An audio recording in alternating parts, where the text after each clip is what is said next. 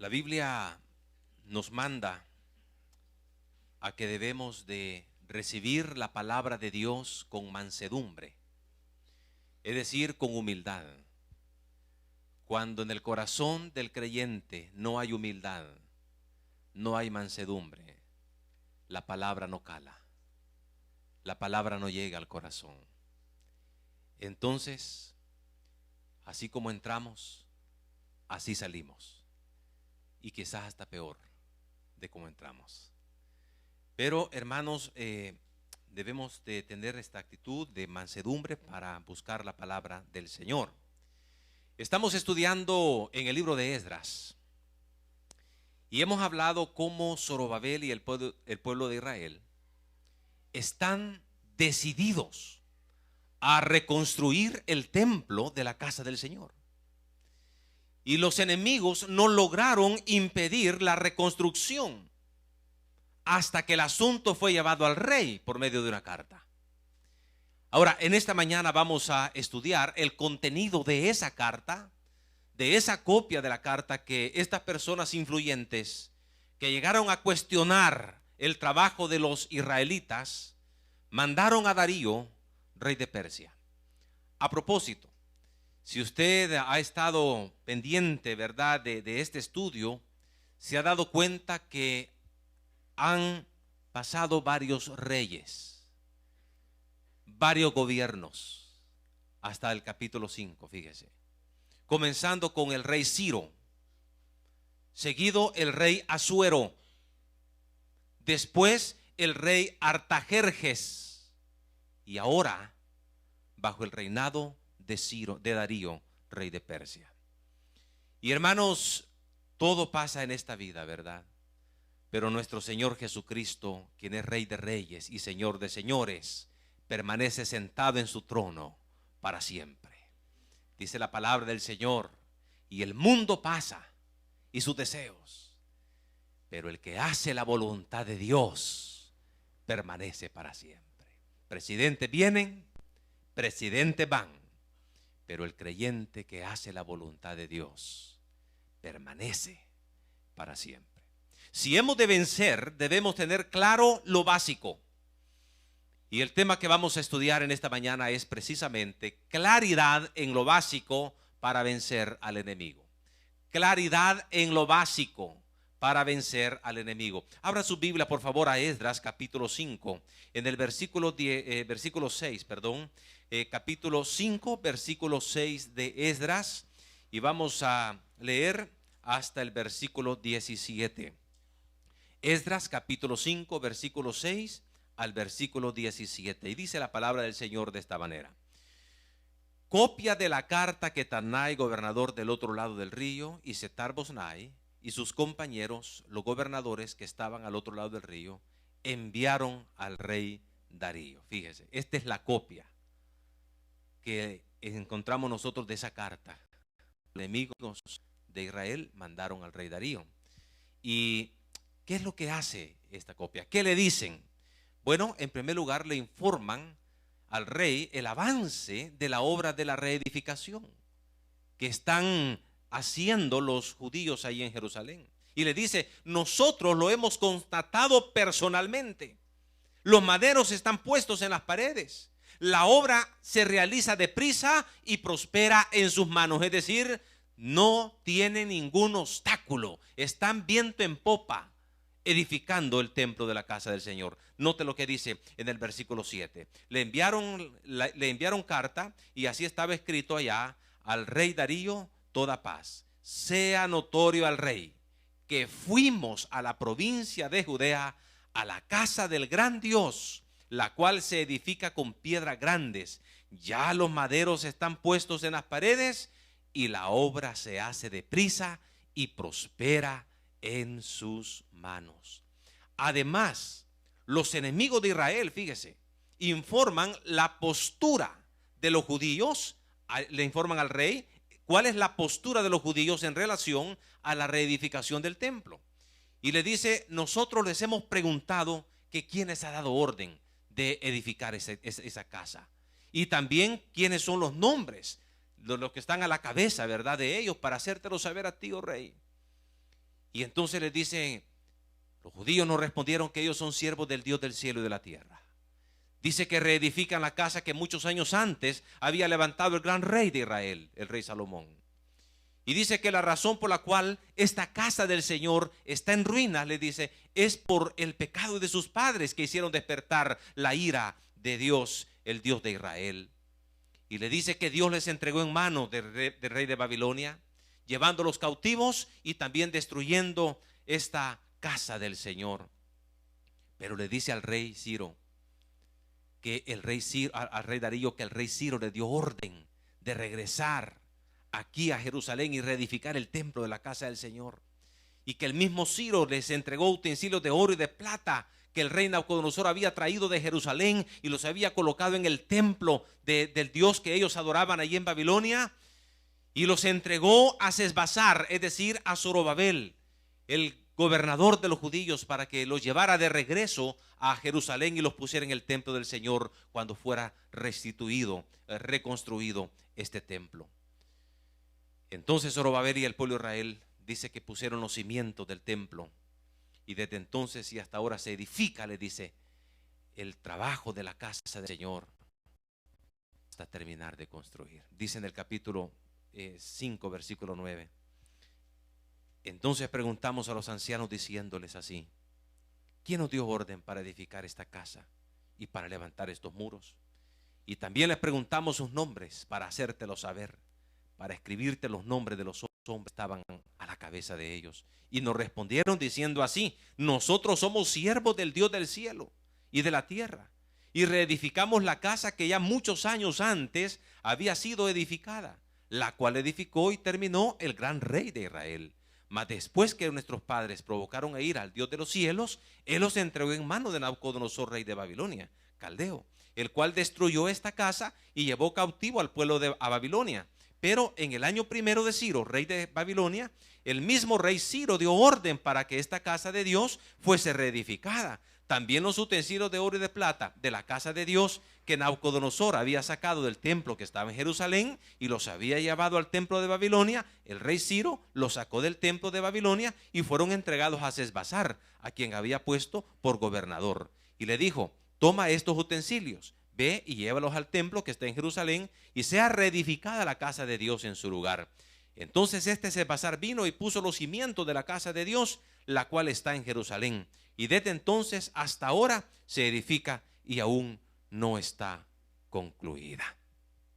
Y el pasaje termina con una petición de los enemigos de Israel que le hacen al rey. ¿Y cuál es esa petición? Le dejan al criterio del rey verificar este argumento de los judíos. Si en verdad el rey Ciro dio orden de reedificar la casa de Dios en Jerusalén, y verificar en la casa de los tesoros del rey si en verdad el rey Ciro les había devuelto los utensilios de plata y de oro que Nabucodonosor había traído de Jerusalén a Babilonia. Y también que les hagan saber lo que lo que el rey va a decidir en cuanto a este asunto. ¿Qué decisión va a tomar el rey? Háganoslo saber, por favor. Dice el versículo 17. Y ahora, si al rey parece bien, búsquese en la casa de los tesoros del rey, que está ahí en Babilonia, si es así, que por el rey Ciro había sido dado orden para reedificar esta casa de Dios en Jerusalén, y se nos envía a decir la voluntad del rey sobre esto. Señor, añada bendiciones a su santa palabra. Aquí tenemos entonces, ¿verdad?, la porción que nosotros vamos a meditar. Esta copia de esta carta hay algunas cosas que los judíos tenían claras en cuanto a la reedificación del templo, por lo cual ellos llegaron a triunfar en este proyecto. Si ellos no hubieran tenido en claro estas cosas, ellos hubieran fracasado en su proyecto. Y hermanos, la falta de claridad en cuanto al crecimiento en la vida espiritual, de la vida de un creyente, es una de las razones por las cuales muchos creyentes no logran triunfar en su vida cristiana, porque no tienen claro el panorama y por eso se desaniman y terminan apartándose del Señor. O si no, viven una vida cristiana con altos y bajos. sin ninguna estabilidad espiritual. ¿Por qué? Porque la vida cristiana es más que aceptar a Jesús en su corazón y reunirse. Entonces necesitamos tener claro. Ellos tenían claro, y cuando fueron cuestionados por los enemigos, ellos respondieron con claridad también en cuanto a la obra que estaban realizando. Ahora, ¿qué tenían claro los israelitas que reedificaban la casa del Señor?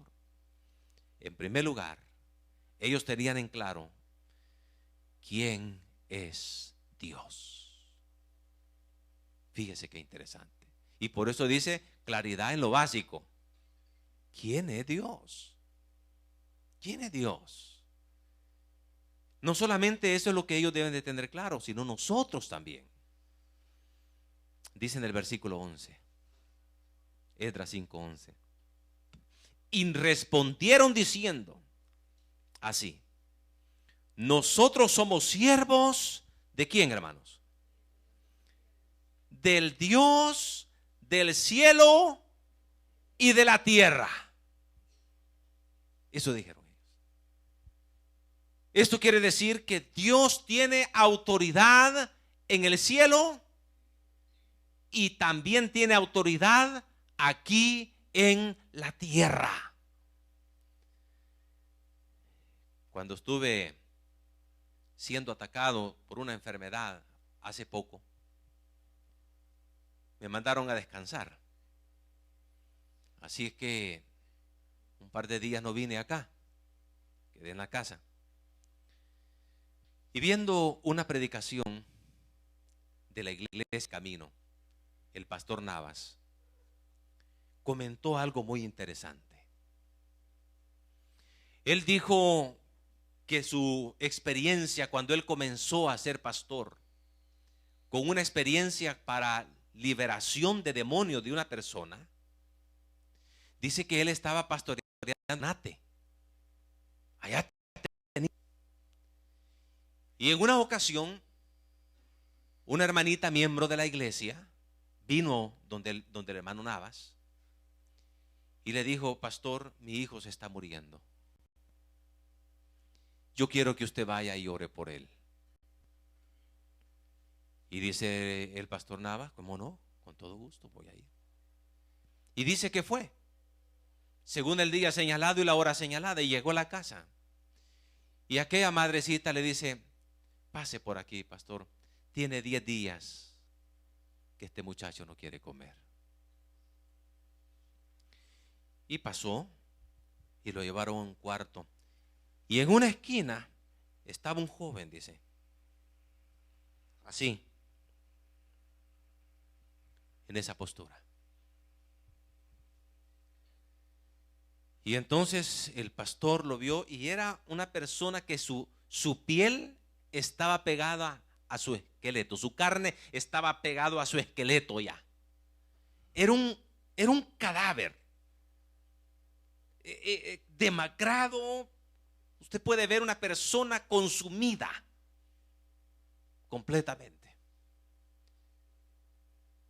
Estaba pegado a sus huesos. Era un esquelético. Y dice que llegó el pastor y le dijo: joven, vengo en el nombre de Jesucristo, le dijo,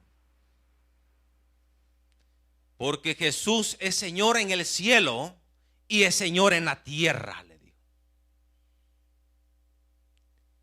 Y dice que de repente aquel joven esquelético, dice que se puso en pie, tamaño muchacho, y que se transfiguró, dice el pastor. Y de repente se le comenzaron a inflar su cuerpo de una manera que fue totalmente diferente. Aquel joven, grandes músculos, dice. Y cuando él vio a esa persona, dice que dijo: ya me sopapearon. Ya me sopapearon todo. Y con aquella voz infernal, dice que le dijo: Jesús es Señor del cielo, le dijo. Y comienza el combate. Y el pastor Navas le dice, del cielo, le dice, y de la tierra. Del cielo, le dijo. Jesús es Dios y Señor del cielo y de la tierra, le dijo. Y en el nombre de Jesús yo vengo a ti. Y dice que hubo un fuerte combate en esa postura. Y al final, el mal nunca prevalece sobre el bien. El enemigo está vencido. Y Jesucristo tiene el poder, porque tiene la autoridad en el cielo y en la tierra. Y en el nombre de Jesús, aquel demonio salió de esa persona y fue liberada completamente. A mí me llama la atención. ¿Quién es Jesús? Él es el Señor del cielo, pero también de la tierra. Hasta los enemigos que no conocieron al Señor reconocieron que nuestro Dios es grande, hermanos. Vea lo que dice en el versículo 8, por favor, de Esdras, capítulo 5, en el versículo 8. Y le dice que fuimos a la provincia de Judea, a la casa de quién, hermano. ¿Quiénes están escribiendo aquí? Los enemigos, los que no conocen al Señor. Y le dice, fuimos a la casa del gran Dios. Nuestro Dios, en el cual hemos creído y adoramos a nuestro Señor Jesucristo. Hermanos, Él es soberano porque Él es grande en el cielo y en la tierra. Dice en Éxodo capítulo 18. Perdóneme que me emociono, mi hermano. Pero en Éxodo capítulo 18 dice la palabra del Señor en el versículo 10, hablando Jetro, el suegro de Moisés, cuando él oye de Moisés que ha salido de Egipto, ¿verdad?, con mano poderosa, y ahora están acampando junto al monte Horeb. Él llega y le hace una visita a Moisés y dice la palabra en el capítulo 18, en el versículo 10 y 11. Y Jetro dijo, bendito sea Jehová, que os libró de mano de los egipcios y de la mano de Faraón, y que libró al pueblo de la mano de los egipcios. Ahora conozco que Jehová es más grande que todos los dioses, porque en lo que se soberbecieron prevaleció contra ellos. ¿A qué conclusión llegó Jetro? Ahora yo reconozco que Jehová es más grande que todos los dioses que existen. Y en el capítulo 15, en el versículo 11, hablando del cántico de Moisés y María, y dice la palabra en el capítulo 15, en el versículo 11. Aquí hay dos preguntas retóricas. ¿Quién como tú, oh Jehová, entre los dioses? ¿Quién como tú, magnífico en santidad, terrible en maravillosas hazañas, hacedor de prodigios? ¿Qué pregunta? ¿Quién como tú, oh Jehová, entre los dioses? Si vamos a poner todos los dioses que adoran las personas de este mundo, y vamos a poner al Señor, ¿quién como tú, Señor?, dice Moisés. Y en Éxodo capítulo 12, Moisés sabía bien, porque estuvo como hijo de la hija del faraón, y él sabía cuáles eran los dioses que los egipcios adoraban también.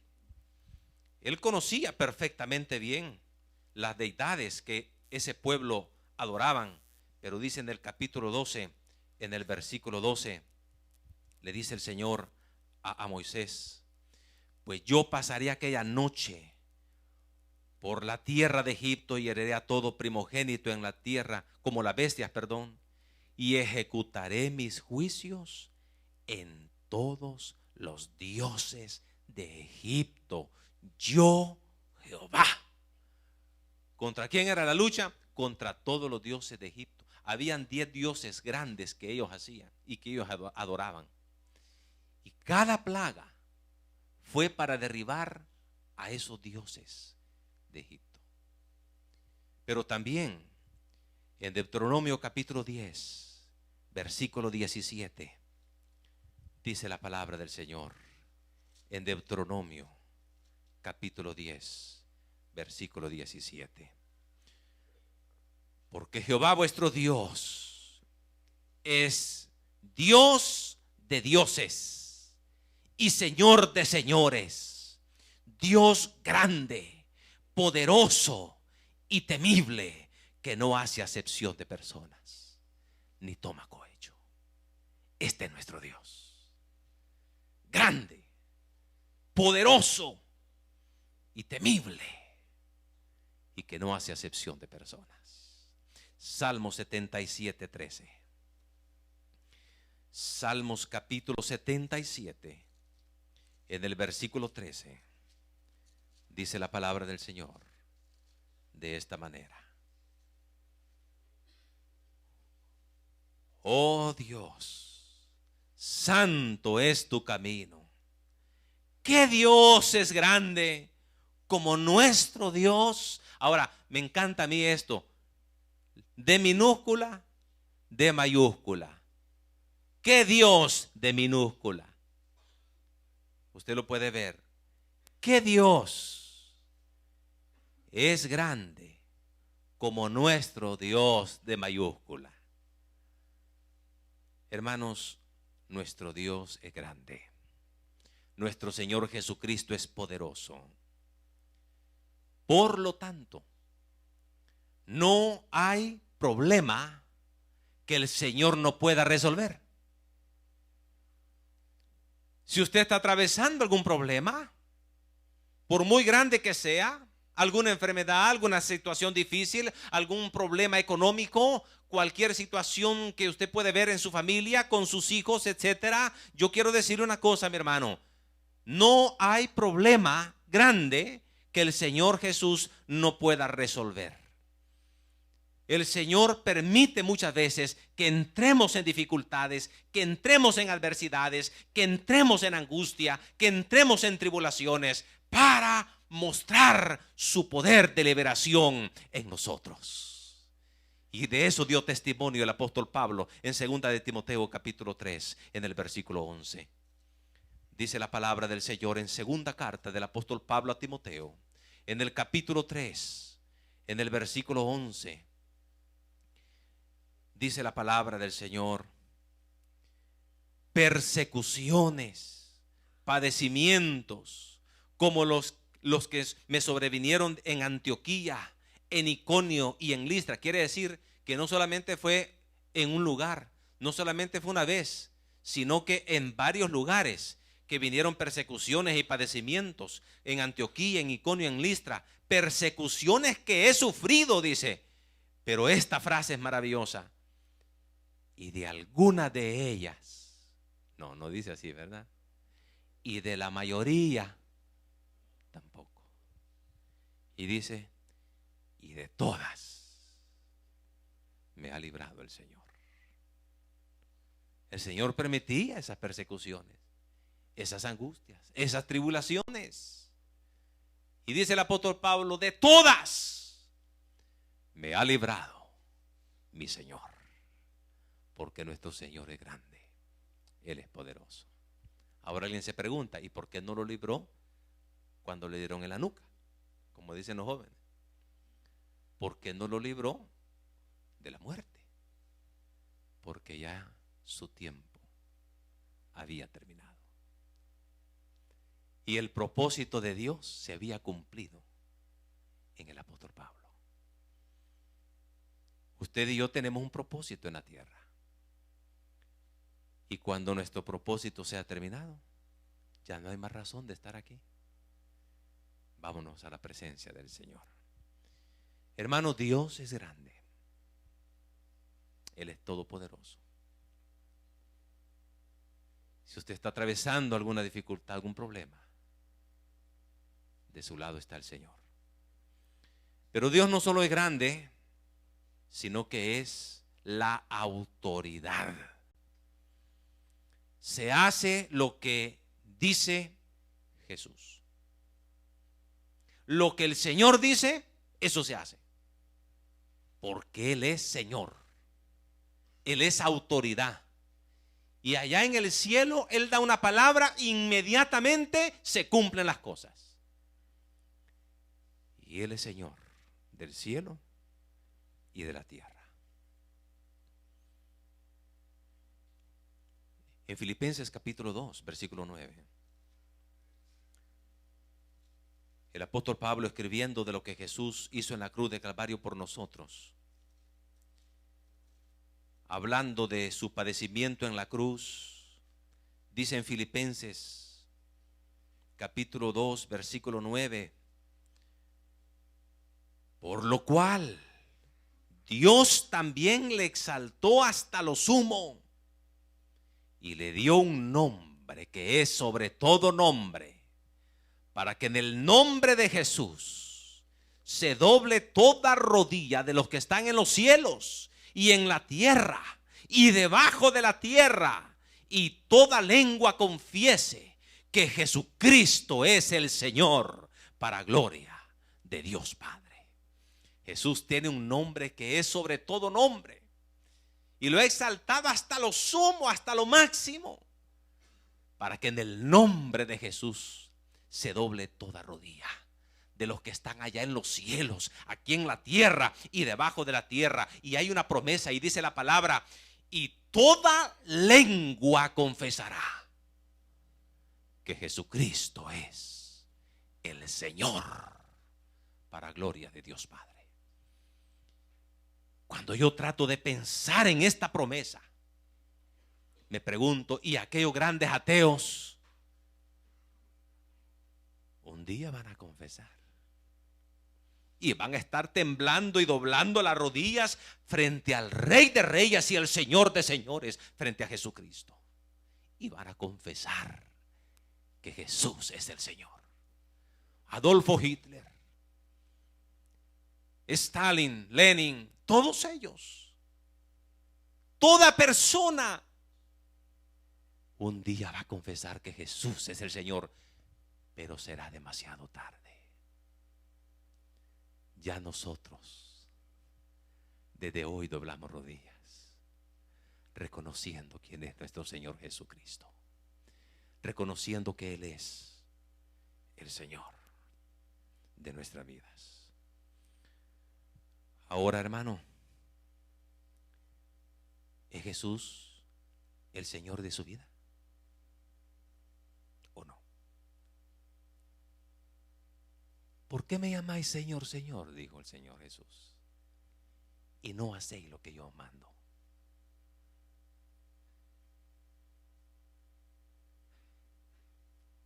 La bestia conoce a su Señor, dice. La bestia. Ustedes dicen que yo soy Señor, pero ustedes a mí no me obedecen. ¿Soy yo Señor de su vida? ¿O solamente soy su Salvador nada más? Jesús es nuestro Salvador y Él es nuestro Señor. Y si Él es el Señor, ¿quién da las órdenes? ¿Y cuál es nuestro papel? Someternos a Él. Pero cuando Jesús no es Señor, Él da una orden, pero como no es Señor, no se le obedece. Esto es lo básico. ¿Por qué muchos creyentes fracasan? Porque no entienden quién es Jesús. No entienden. Solamente aceptaron a Jesús como su Salvador personal. Son salvos, sí, gloria a Dios. Han recibido perdón de pecados, sí, Señor. Pero Jesús aún no es Señor de su vida. Y a ese punto nosotros debemos llegar. De llegar a estar rendidos a nuestro Señor Jesucristo. Un día, toda lengua lo va a reconocer.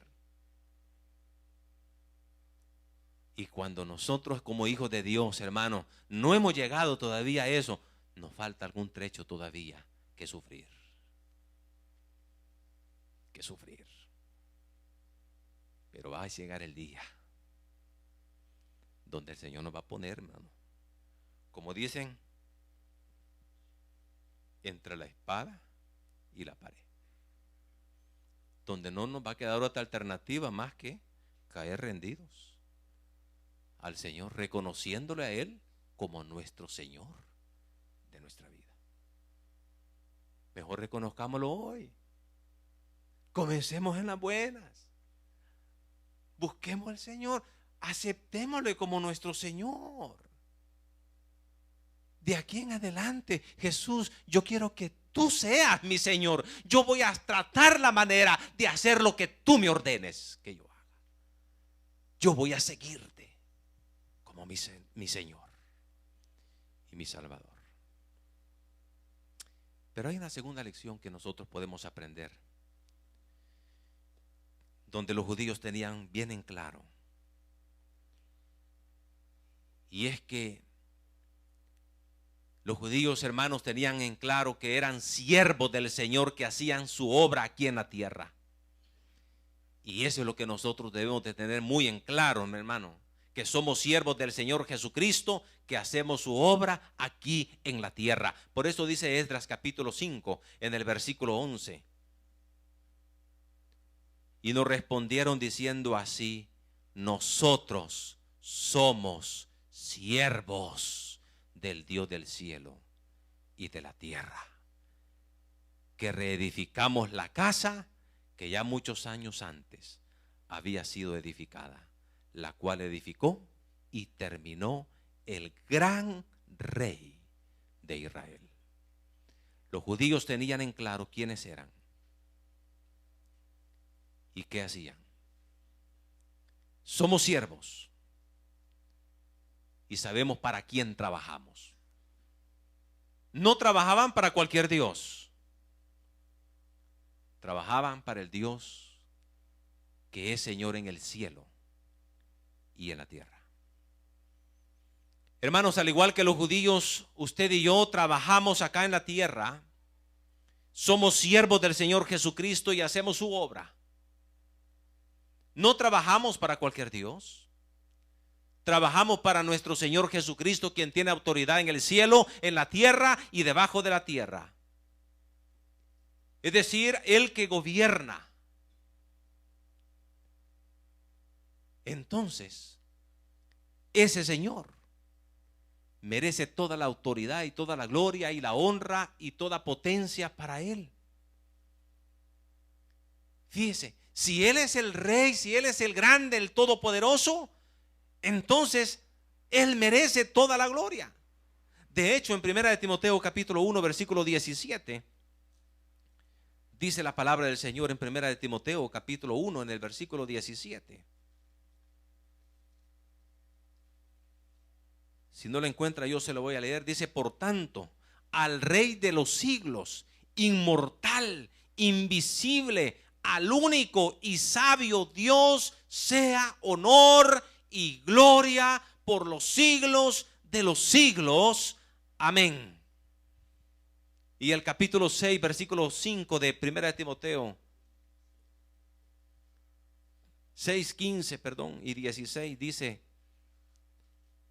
la cual a su tiempo mostrará el bienaventurado y solo, soberano, Rey de reyes y Señor de señores, el único que tiene inmortalidad, que habita en luz inaccesible, a quien ninguno de los hombres ha visto ni puede ver, el cual sea la honra y el imperio sempiterno.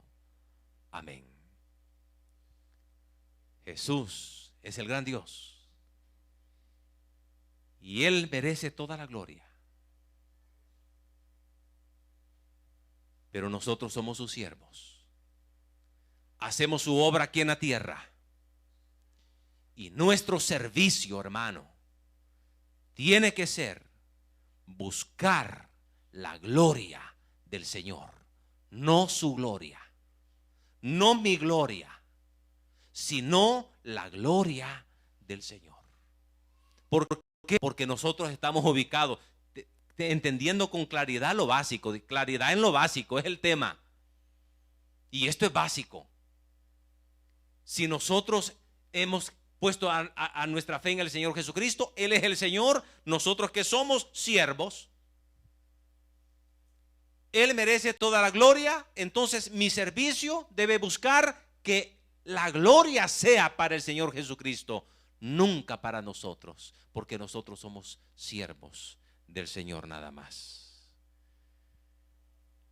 Buscar la gloria de Jesucristo, hermanos, es uno de los propósitos por el cual nosotros debemos de vivir en esta tierra todos los días. Todos los días. Buscando la gloria del Señor, no nuestra gloria. Me encantan las palabras de Juan el Bautista cuando sus discípulos le dijeron: Señor Juan, mira, maestro, Jesús enseña y está bautizando más personas que tú.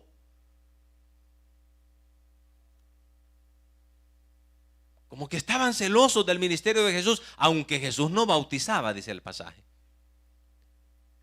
Pero Juan el Bautista sabía con claridad quién era él. Y dice él: es necesario que Jesús crezca y que yo mengüe. La gloria no es mía, la gloria es para mi Señor Jesucristo. Colosenses capítulo 3, versículo 23. Mire lo que dice la palabra del Señor. Colosenses capítulo 3, en el versículo 23.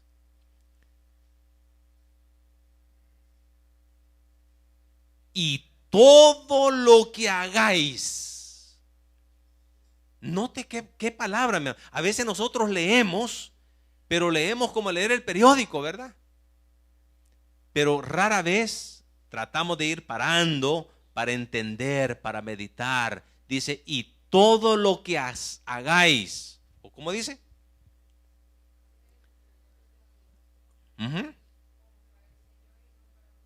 Qué lindo. Y todo lo que hagáis, hacedlo de corazón, como para el Señor y no para los hombres.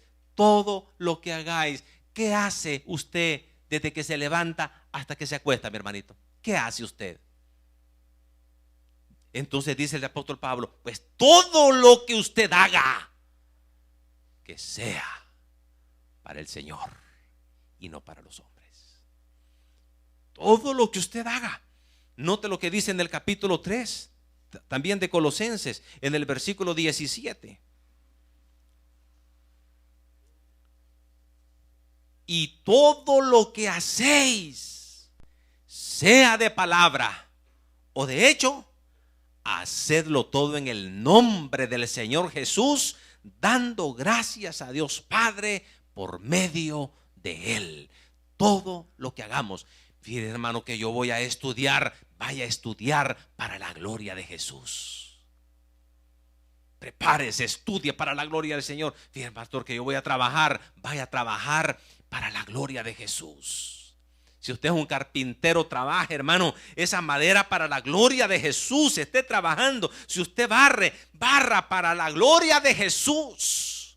Si usted pinta, pinte para la gloria de Jesús. Dice: todo lo que hagamos. El propósito de vivir en esta vida debe ser buscar la gloria de Jesús en lo que hagamos, sea de palabra o sea de hecho. Primera de Corintios capítulo 10.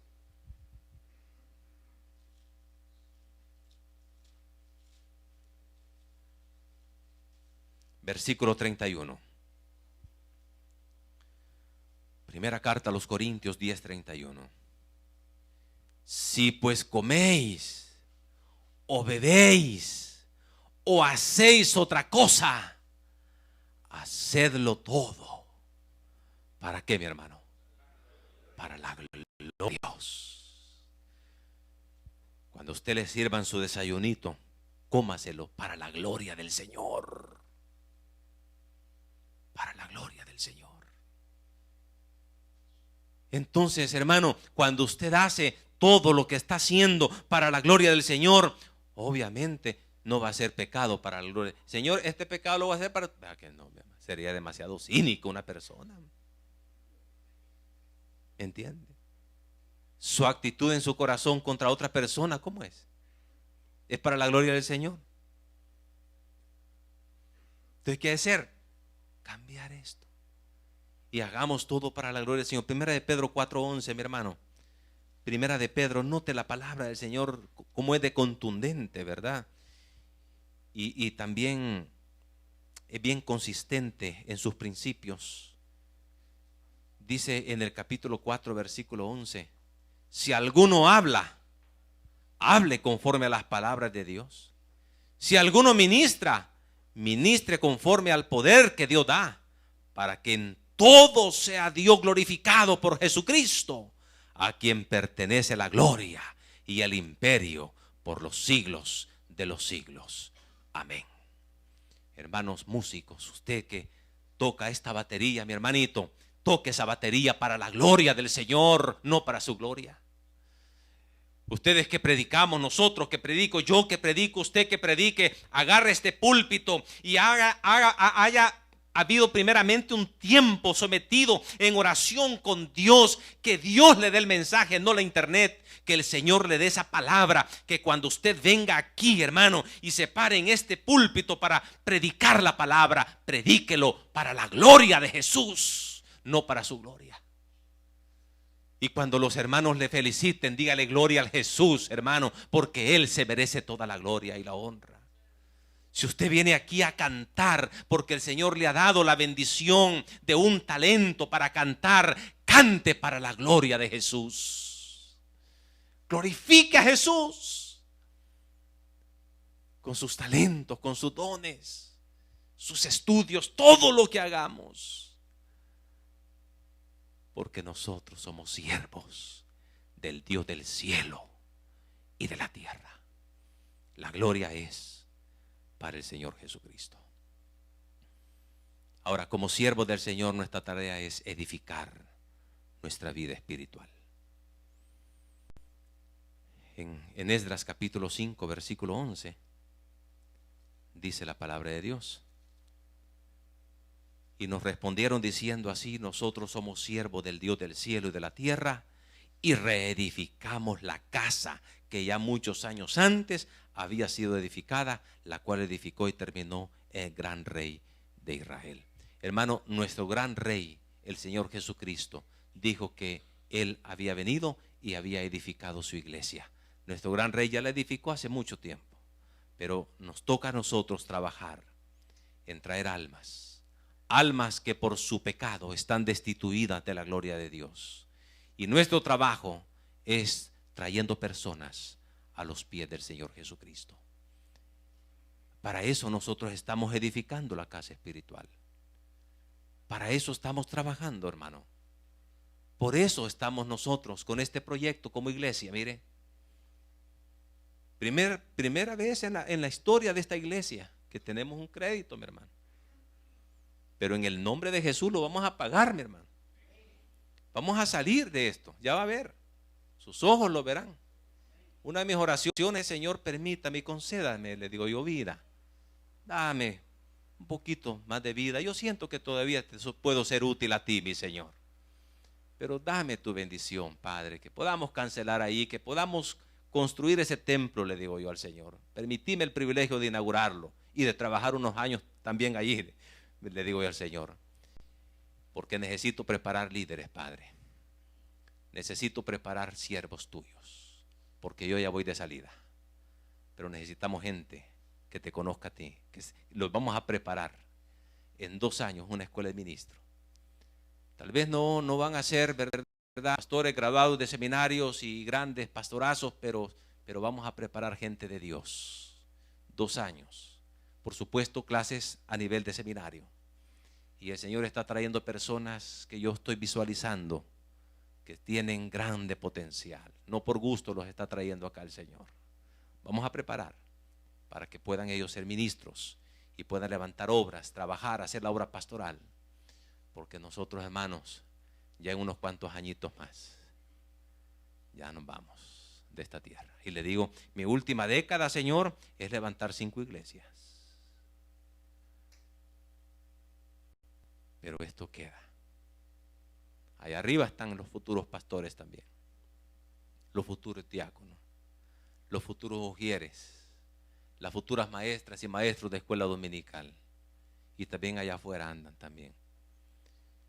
El Señor tiene grandes cosas con esta iglesia, mi hermano. Pero nuestro trabajo es ese. Esta es la labor. Y en último lugar, para finalizar, también los judíos tenían en claro que existía un decreto del rey que les amparaba en la obra que estaban realizando ahí en Jerusalén.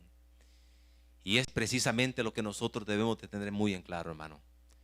Que hay un decreto de nuestro Señor Jesucristo, el Rey de Reyes y Señor de Señores, que nos ampara en esta obra que nosotros estamos realizando acá en la tierra. Dice la palabra del Señor en Esdras capítulo 5, en el versículo 13. Pero en el año primero de Ciro, rey de Babilonia, el mismo rey Ciro dio orden para que esta casa de Dios fuese reedificada. También los utensilios de oro y de plata de la casa de Dios que Nabucodonosor había sacado del templo que estaba en Jerusalén y les había llevado al templo de Babilonia, al rey Ciro lo sacó del templo de Babilonia y fueron entregados a Sesbazar, a quien habían puesto por gobernador. Y dijo: toma estos utensilios, ve y llévalos al templo que está en Jerusalén y sea reedificada la casa de Dios en su lugar. Entonces Sesbazar vino y puso los cimientos de la casa de Dios, la cual está en Jerusalén, y desde entonces hasta ahora se edifica y aún no está concluida. Ellos se ampararon a un decreto del rey. El rey Ciro obviamente está haciendo referencia a Esdras capítulo 1 en el versículo 1. Dice la palabra del Señor en Esdras 1:1: en el primer año de Ciro, rey de Persia, para que se cumpliese la palabra de Jehová por boca de Jeremías, despertó Jehová el espíritu de Ciro, rey de Persia, el cual hizo pregonar la palabra y también por escrito por todo su reino, diciendo: así ha dicho Ciro, rey de Persia, Jehová, el Dios de los cielos, me ha dado todos los reinos de la tierra y me ha mandado que le edifique casa en Jerusalén que está en Judá. Quien haya entre vosotros de su pueblo, sea Dios con él, y suba a Jerusalén que está en Judá y edifique la casa de Jehová, Dios de Israel. Él es Dios, la cual está en Jerusalén. Hermanos, al igual que ellos, nosotros también nos amparamos a un decreto que nuestro Señor Jesucristo nos ha dejado. El que es el Rey de Reyes y Señor de Señores, el cual nos ha dado una orden que debemos de realizar su obra en todo el mundo. Así dice la palabra. ¿Alguien sabe de memoria Mateo 28, 18 al 20, mi hermano? Que lo pueda decir así con voz de trueno, o a lo menos con voz de humano, pero fuerte, pues. Amén.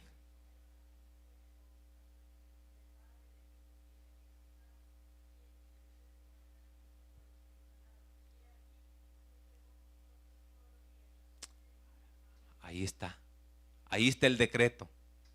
Y fíjese, toda autoridad me ha sido dada en el cielo y en la tierra. Por tanto, vayan por todo el mundo. ¿A qué vamos a ir, mi hermano? A ser discípulos.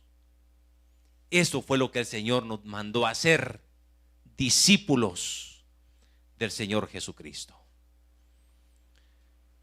Pero para ser discípulos, debemos primero nosotros convertirnos en discípulos del Señor Jesucristo. Yo tuve el viernes una reunión con todos los hermanos que estamos discipulando, en el discipulado número 1. A propósito, si usted ya concluyó su discipulado número 1, ahora una de las metas es que usted pueda enseñar a otros, ¿verdad? Puede venir a esa reunión. Vamos a concluir lo que empezamos la reunión del viernes anterior, este viernes, a las 7 de la noche. Pero yo les decía a los hermanos que vinieron en el día viernes anterior, que en los tiempos de Jesús, ¿sabe cuál era el concepto de discípulo? El concepto de discípulo era que el rabí, el maestro, a la edad de 30 años, ya podía tener discípulos. Entonces, los discípulos dejaban todo y se mudaban y vivían con su maestro. Entonces, donde quiera que el maestro iba, ahí iban sus discípulos. Juan el Bautista tenía discípulos.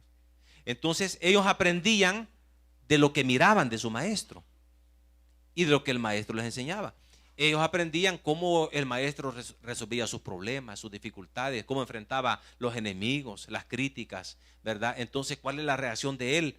Entonces ellos aprendían de su maestro. Quiere decir que ellos estaban comprometidos con esa persona. Habían adquirido un compromiso con esa persona. Pero habían seguidores nada más. ¿Y quiénes eran los seguidores? Aquellos que estaban también identificados con ellos, pero no estaban comprometidos con ellos, con el maestro, sino que le seguían. Cuando iban, pero sin ningún compromiso. Ahora, el desafío para nosotros acá, como discípulos, para nosotros hoy, porque no hay otra forma, ¿verdad? Ahorita, pero nosotros llamamos a una persona, comenzamos a discipularle y le decimos, vaya, mire, esto, vamos a comenzar a estudiar esto una vez a la semana. De ahí terminamos la lección, la persona se va, el maestro se va también, y el discípulo pues no mira cómo reacciona su maestro, su discipulador, ¿verdad? Y cómo vive, nada de eso, ¿verdad? Y para nosotros ese discípulo. Y es lo único que tenemos, no podemos más. Pero cuando alguien en tiempos de Jesús era discípulo de él, no cualquiera, mi hermano. ¿Qué pensaban los principales sacerdotes de Jesús? ¿Creían en él? No, ¿verdad? Estaban en contra y querían matarlo. ¿Qué dijeron los discípulos cuando Jesús les dice, vamos a Betania porque Lázaro duerme? Señor, y si duerme, no hay que despertarlo, le dijeron. Él va a despertar. Entonces el Señor como que le dice, bueno, no me entienden. Y entonces les voy a decir con toda claridad, Lázaro ha muerto. Pero Señor, ¿y por qué vas a ir a Betania? Acordate que quisieron matarte y ahora vas a ir otra vez. Vamos porque Lázaro ha muerto y tengo que resucitarlo. Y entonces, ¿qué dijeron los discípulos? Vamos nosotros y muramos también contigo. El discípulo estaba comprometido. ¿Qué es el discipulado? Un compromiso, mi hermano. Seguidor de Jesús, sí, sin ningún compromiso. Bueno, pero el discipulado tiene que ver con compromiso con el Señor. Y el Señor dijo, vayan a ser discípulos a todas las naciones. Hace poco mi esposa le estaba contando a los niños la historia de cómo nació aquella alabanza, he decidido seguir a Cristo. Y cuando le cuenta la historia, cómo este misionero, ¿verdad? Lo mataron y de ahí salió esa alabanza. Aquellos niños, en la medida que mi esposa le estaba compartiendo esta historia, ellos de repente se quedaron quietecitos y sorprendidos por la historia que le estaba enseñando. Y dice mi esposa que le dijeron al final, de veras, hermana, de ahí vino esa alabanza, he decidido seguir a Cristo, no vuelvo atrás, no vuelvo atrás. De ahí vino, le dice. Y dice un niño por ahí, dice, mire hermana, yo le voy a ser franco, yo amo al Señor, pero yo le hubiera dicho, Señor, perdóname, Padre, tú sabes que yo te amo a ti y que yo te sigo, ¿verdad? Pero yo no quiero que me maten, así que yo te voy a negar, pero solo de labio, porque mi corazón no, ¿verdad?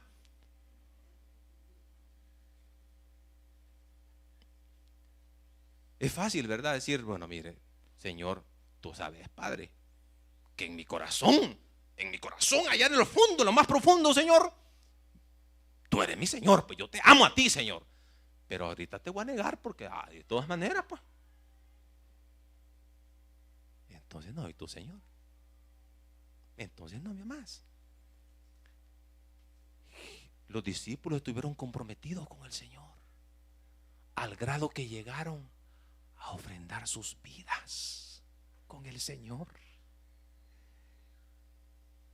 Fíjese, alguien hasta se puede burlar de nosotros, hermanos. ¿Quién es el pastor de esa iglesia? Vos. a un tal Vázquez. Vázquez, nombre pobre. Eso es lo que les pide de compromiso con el Señor. ¡No, hombre! Testifiquen una vez a la semana de Cristo. Y ni siquiera eso me quiero comprometer. ¿Y por qué? ¿Por qué? ¿Por qué ponemos eso allí? Aquí hay un ministerio de evangelismo. Todos los sábados se está llevando almas para Cristo. Entiende que uno trabaja de lunes a viernes al mediodía, al sábado, perdón, al mediodía. A las 4 de la tarde venga y vayamos. 1 hora. ¿Cuesta eso, mi hermano? Ore, ore para que el Señor toque corazones para que le conozcan a Él. Es uno de nuestros grandes compromisos, hermano. Mire,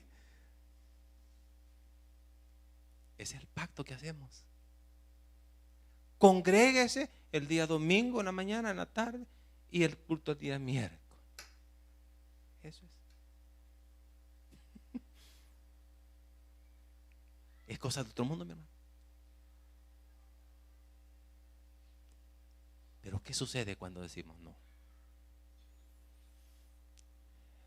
Está bien, se respeta. Por supuesto que sí. Pero ¿es usted discípulo de Jesús? Para ser discípulos, nosotros debemos ser discípulos de Cristo Jesús. Muy importante esto. Es muy importante. ¿Qué tan comprometido está usted con el Señor Jesucristo? ¿Qué tanto es su compromiso con el Señor? Hemos visto 3 lecciones que debemos de tener claro. ¿Quién es Dios? Debemos de tener claro que somos siervos del Dios del cielo y de la tierra, y que existe un decreto que nos ampara nuestra labor por todo el mundo. Hermano, hermana, ¿quién es Jesús para usted? ¿Es Jesús su Señor? ¿Es usted un siervo o una sierva que trabaja para Él? ¿Qué tan comprometido o comprometida está usted con el Señor Jesucristo? ¿Es usted un discípulo del Señor? ¿Está discipulando a otros?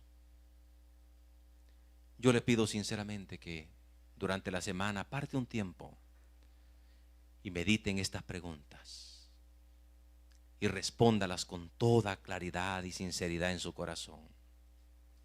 Y sea usted un siervo o una sierva de Dios que trabaja en este mundo para nuestro Señor Jesucristo, quien es el Señor del cielo y de la tierra.